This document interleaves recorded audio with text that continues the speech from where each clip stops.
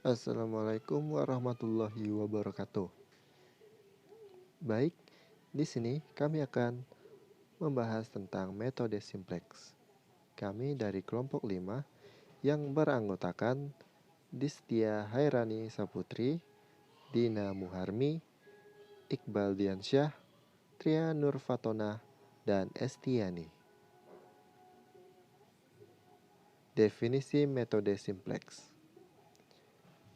Metode simplex merupakan salah satu teknik penyelesaian dalam program linier yang digunakan sebagai teknik pengambilan keputusan dalam permasalahan yang berhubungan dengan sumber daya yang optimal. Metode simplex digunakan untuk mencari nilai optimal dari program linier yang melihatkan banyak constraint atau slack, pembatas, dan banyak variabel.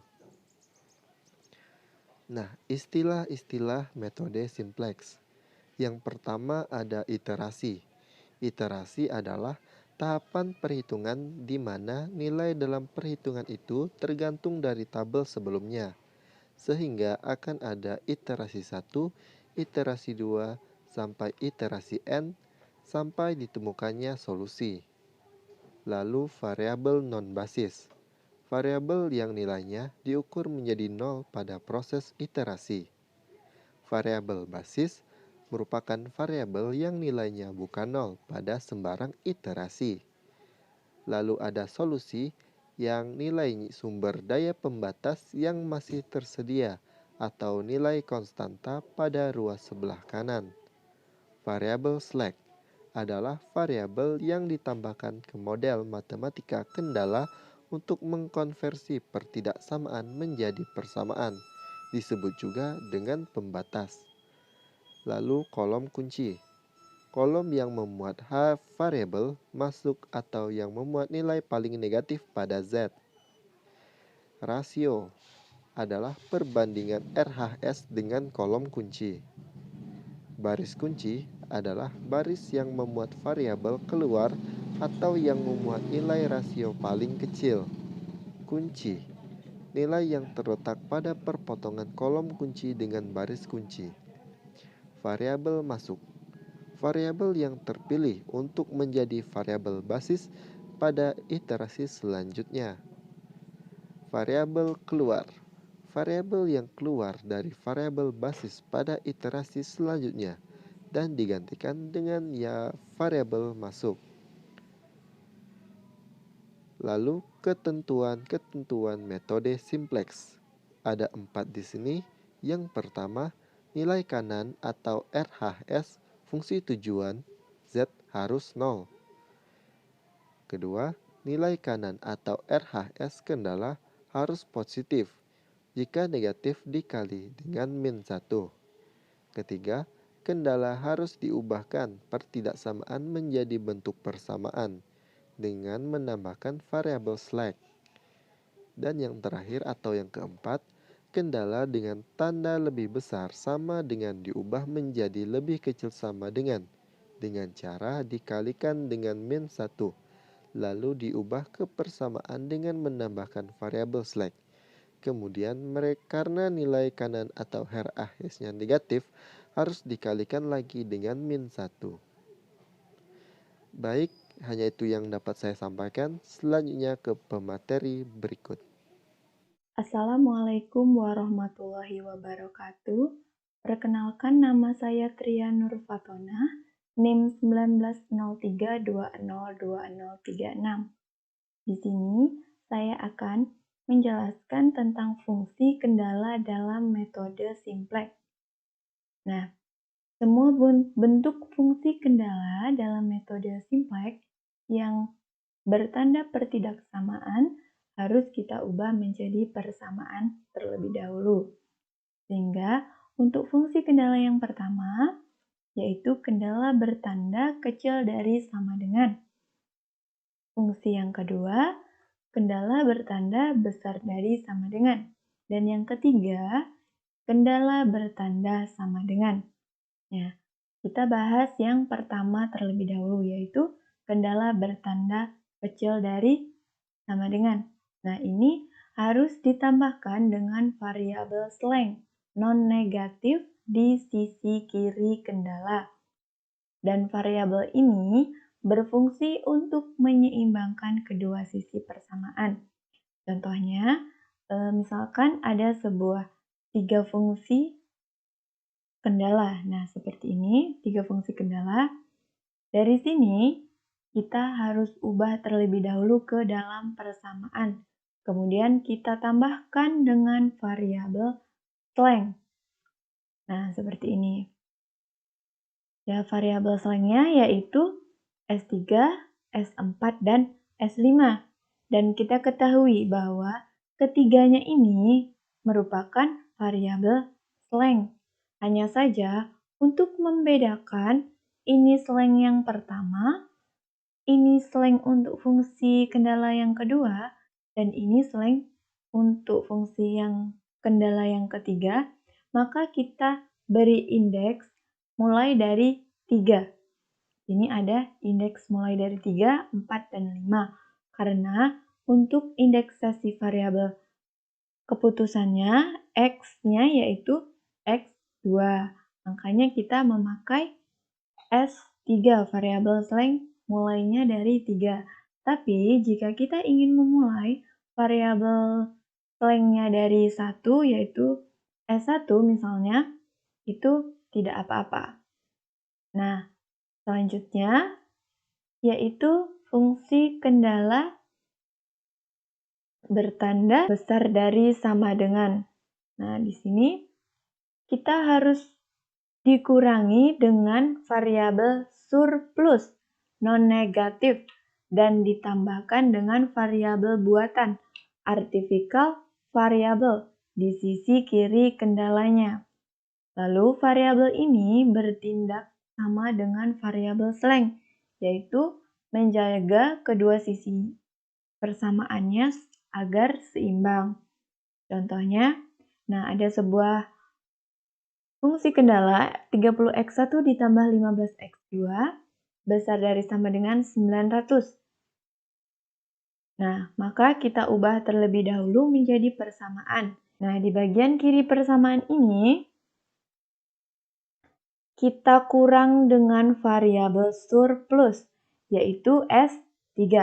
Lalu kita tambah dengan variabel buatan di kiri, yaitu S4. Nah, lalu kita lanjut ke fungsi kendala yang ketiga, yaitu kendala bertanda sama dengan, di mana ini harus ditambahkan dengan variabel buatan di sisi kiri kendalanya. Contohnya, nah di sini ada 3 fungsi kendala. Nah, fungsi kendala ini cukup kompleks ya, karena terdapat fungsi kendala yang mana kurang dari sama dengan, besar dari sama dengan, dan tanda sama dengan. Lalu, dari ketiga fungsi kendala ini kita ubah menjadi persamaan terlebih dahulu, yaitu menjadi seperti ini. Nah, untuk fungsi kendala yang pertama, yaitu kendala bertanda kurang dari sama dengan, kita tambah dengan variabel slang, yaitu S3. Nah, untuk fungsi kendala yang kedua, yang bertanda besar dari sama dengan, kita kurangi dengan variabel surplus, yaitu S4, ditambah dengan variabel buatan, yaitu S5.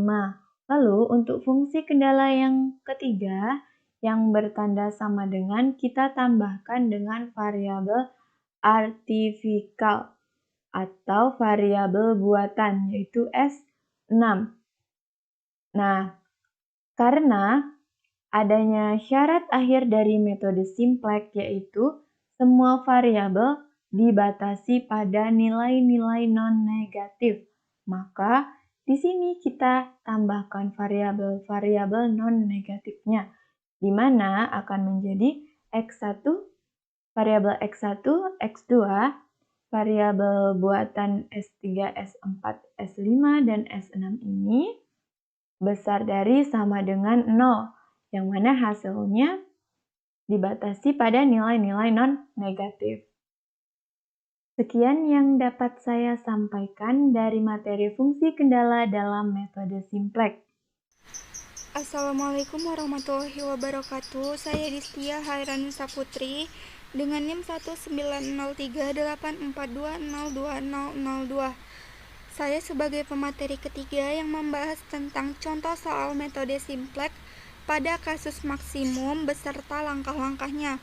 Nah, di sini diberikan contoh soal dengan fungsi tujuannya memaksimumkan Z sama dengan 2x1 ditambah 3x2. Fungsi kendalanya 3x1 ditambah x2 kecil dari sama dengan 24, x1 ditambah 2x2 kecil dari sama dengan 8, 2x1 ditambah x2 kecil dari sama dengan 16, dengan x1 dan x2-nya besar dari sama dengan 0. Nah, untuk menyelesaikan soal ini, maka kita harus melalui langkah-langkahnya. Langkah pertama yaitu kita merubah fungsi tujuan dan batasan-batasannya atau kendalanya. Nah, berhubung pada soal ini masih berupa bentuk dasar, maka kita harus merubahnya menjadi bentuk kanonik.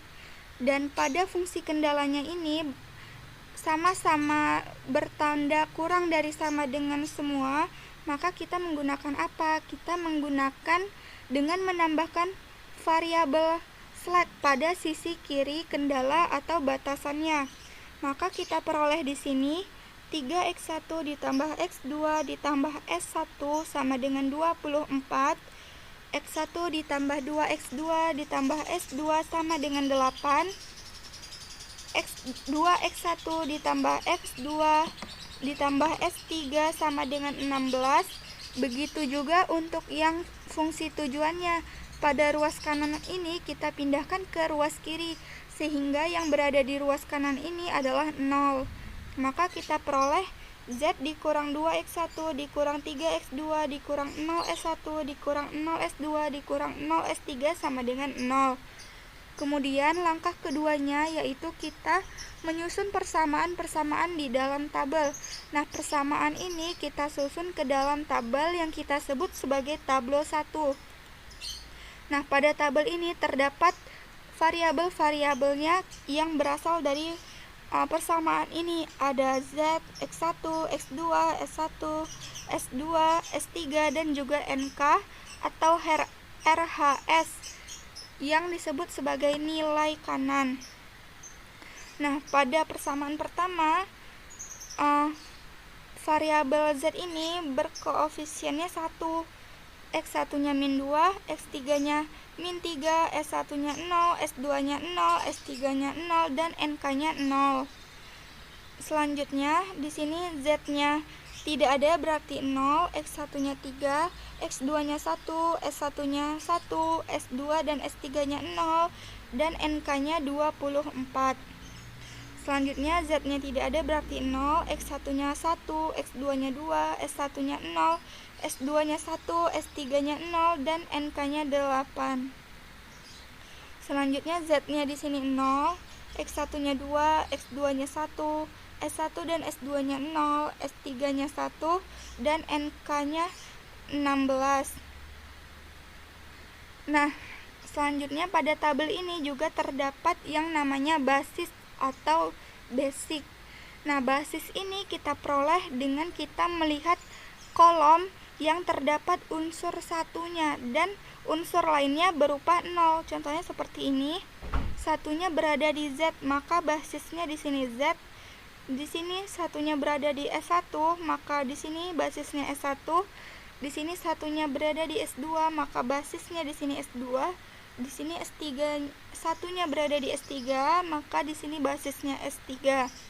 Nah, untuk mempermudah, maka kita katakanlah di sini B0, di sini B1, di sini B2, di sini B3. Nah, apakah tabel 1 ini sudah optimal? Jawabannya belum. Kenapa? Karena masih terdapat unsur yang bernilai negatif. Maka dari itu kita harus melakukan langkah ketiga. Langkah ketiganya kita memilih kolom kunci. kolom kuncinya ini kita pilih dengan cara kita melihat unsur negatif dengan angka terbesar. Di sini antara min 2 dan min 3, angka yang paling terbesar adalah min 3. Maka X2-nya ini kita katakan sebagai kolom kunci. Kemudian langkah keempat, kita memilih baris kunci. Baris kunci ini kita pilih dengan bantuan rasio. Rasio ini kita dapatkan dengan membagi NK dengan kolom kunci. Maka 24 dibagi 1 sama dengan 24. 8 dibagi 2 sama dengan 4. 16 dibagi 1 sama dengan 16. Nah, baris kunci ini kita dapatkan dengan kita melihat rasio dengan angka yang paling terkecil. Di sini angka yang paling terkecil adalah 4. Maka B2 ini kita jadikan dia sebagai baris kunci. Selanjutnya, perpotongan antara kolom kunci dan baris kunci ini kita namai dia sebagai unsur kunci. Nah, selanjutnya langkah kelima yaitu merubah nilai-nilai baris kunci. Kita harus merubah B2 ini dengan cara kita merubah kolom kunci pada B2 ini menjadi angka 1. Kemudian langkah ke-6, kita merubah nilai-nilai selain pada baris kunci. Kita harus merubah B3, B0, dan B1 ini juga dengan cara kita merubah kolom kunci ini dan ini menjadi angka 0 dengan cara bantuan operasi baris dasar. Nah, kita ingin merubah baris kuncinya ini B2, maka katakan di sini B2 aksen dan kita harus merubah 2 ini menjadi 1. Caranya dengan 2 dikalikan dengan 1/2. Maka di sini 1/2 dikali B2. B2-nya adalah 2. Maka hasilnya akan sama dengan 1. Kemudian B3-nya ini, maka kita katakan di sini B3 aksen. Kita ingin merubah 1 ini menjadi 0 dengan bantuan B2 aksen. B2 aksen tadi adalah 1. Maka 1 ini harus kita kurangkan dengan 1. Maka B3 dikurang B2 aksen. 1 dikurang 1 sama dengan 0. Selanjutnya B0 aksen. Kita ingin merubah 1 ini menjadi kita ingin merubah min 3 ini menjadi 0 dengan bantuan B2 aksen. Maka kita peroleh di sini B0 ditambah 3 dikali B2 aksen. B0-nya min 3 ditambah 3 dikali 1, maka hasilnya adalah 0. Selanjutnya B1 aksen. Kita ingin merubah 1 ini menjadi 0. Dengan bantuan B2 aksen, maka kita dapatkan di sini B1 dikurang B2 aksen. Maka 1 dikurang 1 sama dengan 0. Nah, selanjutnya dari operasi baris dasar ini kita akan mendapatkan tablo 2. Nah, unsur-unsur pada tablo 2 ini kita dapatkan pada operasi baris dasar dengan cara di sini B2 aksen. Maka di sini B2 aksen 1/2 dikali B2. 1/2 dikali 0 sama dengan 0. 1/2 dikali 1 sama dengan 1/2. 1/2 dikali 2 sama dengan 1. 1/2 dikali 0 sama dengan 0. 1/2 dikali 1 sama dengan 1. 1/2 dikali 0 sama dengan 0. 1/2 dikali 8 sama dengan 4. Begitu juga untuk yang B3 aksen. B3 dikurang B2 aksen. B3-nya ini, B2 aksennya ini. 0 dikurang 0, 0. 2 dikurang 1/2, 3/2. 1 dikurang 1, 0. 0 dikurang 0, 0. 0 dikurang 1/2 min 1/2. 1 dikurang 0, 1. 16 dikurang 4, 12. Begitu juga untuk B1 aksen dan B0 aksen. Nah, kita lihat apakah tablo 2 ini sudah optimal? Jawabannya belum. Kenapa? Karena masih terdapat unsur yang bernilai negatif. Maka dari itu kita harus melakukan langkah ke-7 Nah, langkah ketujuh ini kita melakukannya sama dengan langkah ketiga hingga langkah keenam tadi. Yang pertama, kita mencari kolom kunci dari tablo kedua ini dengan cara kita menentukan unsur yang bernilai negatif dan angka yang paling terbesar. Di sini unsur yang bernilai negatif adalah -1/2. Maka kita katakan di sini X1 menjadi kolom kunci. Selanjutnya kita menentukan baris kunci dengan menggunakan bantuan dari rasio. Rasio ini kita dapatkan dari NK dibagi dengan kolom kunci. 20 dibagi 5/2 sama dengan 8, 4 dibagi 1/2 sama dengan 8, 12 dibagi 3/2 sama dengan 8. Nah, karena rasio ini sama-sama bernilai 8, maka kita bebas untuk menentukan baris kuncinya. Di sini saya memilih B3 aksen sebagai baris kuncinya. Selanjutnya, perpotongan antara kolom kunci dan baris kunci ini kita namakan sebagai unsur kunci. Nah, langkah selanjutnya kita ingin merubah unsur-unsur yang ada di baris kuncinya ini dan unsur-unsur yang selain di baris kuncinya ini dengan menggunakan operasi baris dasar. Kita ingin merubah B3 aksen, maka kita katakan di sini B3 double aksen. Dan kita ingin merubah 3/2 ini menjadi 1, maka kita peroleh di sini 2/3 dikali B3 aksen.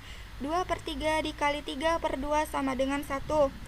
Selanjutnya B0 aksen ini kita ingin merubah, maka kita katakan di sini B0 double aksen, dan kita ingin merubah -1/2 ini menjadi 0 dengan bantuan B3 double aksen, maka kita peroleh di sini B0 aksen ditambah 1/2 B3 double aksen sama dengan -1/2 ditambah 1/2 dikali 1 sama dengan 0.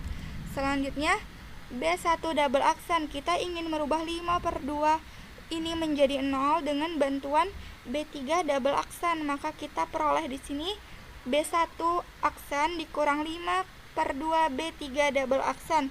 B1 aksennya tadi 5/2 dikurang 5/2 kali 1 sama dengan 0. Selanjutnya B2 double aksen, di sini 1/2 kita ingin merubahnya menjadi 0, maka kita dapatkan di sini B2 aksen dikurang 1/2 dikali B3 double aksen. B2 aksennya di sini 1/2 dikurang 1/2 dikali 1 sama dengan 0. Nah, kemudian operasi baris dasar ini, dari operasi baris dasar ini kita akan memperoleh tablo ketiga. Tablo ketiga, unsur dari tablo ketiga ini kita peroleh dari operasi baris dasar. Di sini ada B3 double aksen. Di sini unsur dari B3 double aksen ini kita peroleh dari 2/3 dikali B3 aksen. 2/3 dikali 0 sama dengan 0, 2/3 dikali 3/2 sama dengan 1, 2/3 dikali 0, 0, 2/3 dikali 0, 0, 2/3 dikali -1/2 -1/3, 2/3 dikali 1, 2/3, 2/3 dikali 12, 8. Begitu juga untuk yang B0 double aksen, unsur yang di sini kita peroleh dari B0 aksen ditambah 1/2 kali B3 double aksen. B0 aksennya yang ini dan B3 double aksennya yang ini. B0 aksennya 1 ditambah 1/2 dikali 0, 1 -1/2 ditambah 1/2 dikali 1, 0, 0 ditambah 1/2 dikali 0, 0, 0 ditambah 1/2 dikali 0, 0, 3/2 ditambah 1/2 dikali -1/3, 4/3, 0 ditambah 1/2 dikali 2/3, 1/3, 12 ditambah 1/3 dikali 8, 16. Begitu juga untuk B1 double aksen dan B2 double aksen. Nah, untuk menentukan basis ini kita melihat di sini kolom yang bernilai 1 dan unsur lainnya bernilai 0. Di sini satunya berada di Z, maka di sini Z. Di sini satunya berada di S1, maka di sini basisnya S1, dan di sini satunya berada di X2, maka di sini basisnya X2. Di sini satunya berada di X1, maka di sini basisnya X1. Nah, pertanyaannya, apakah tablo ketiga ini sudah bernilai optimal? Jawabannya sudah. Kenapa? Karena sudah tidak ada lagi unsur yang bernilai negatif. Maka kita mendapatkan solusinya, yaitu X1 ini kita peroleh dari sini. X1 sama dengan 8, X2 sama dengan 0, nih X2 sama dengan 0, dan Z sama dengan 16. Z-nya sama dengan 16. Nah, ini adalah solusinya. Nah, untuk menentukan solusi ini benar atau salah, kita dapat mensubstitusikan solusi ini ke persamaan dari soal tadi. Seperti ini.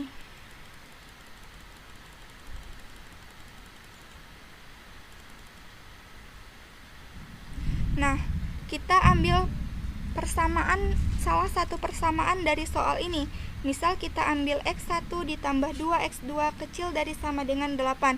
Kita substitusikan X1 tadi 8 ditambah 2 dikali X2-nya 0. Berarti 8 ditambah 0 sama dengan 8.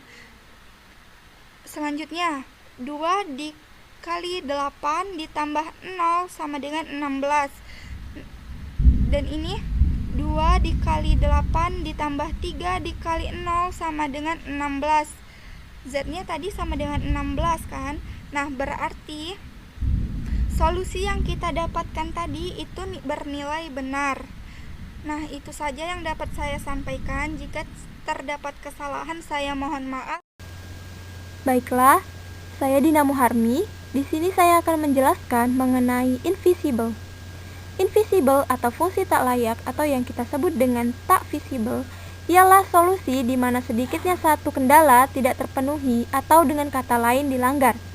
Pada soal tak visible ini berarti soal tidak memiliki daerah visible atau tidak memiliki titik yang memenuhi semua kendala. Dalam metode simplex, variabel semu berfungsi sebagai katalisator agar muncul matriks identitas sehingga proses simplex dapat dilakukan. Variabel semu akan dipakai sebagai variabel basis.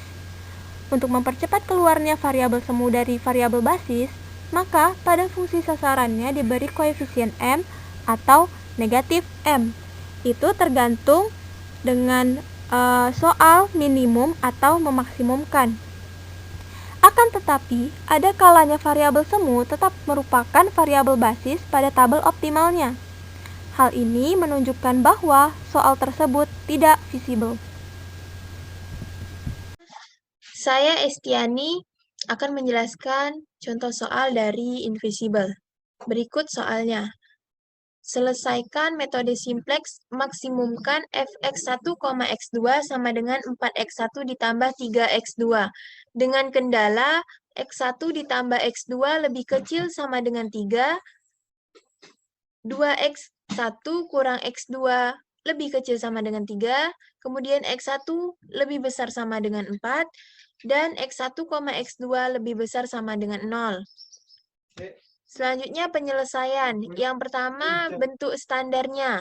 Maksimumkan fx1 sampai x2 sama dengan 4x1 tambah 3x2 ditambah 0x3 ditambah 0x4 ditambah 0x5 kurang mx6.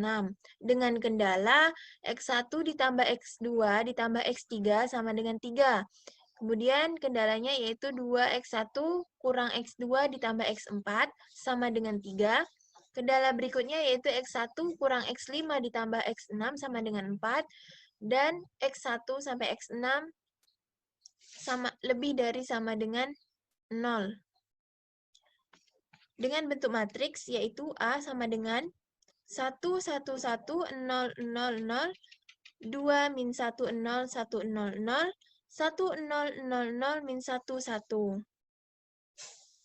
Kemudian berikut adalah bentuk tabelnya.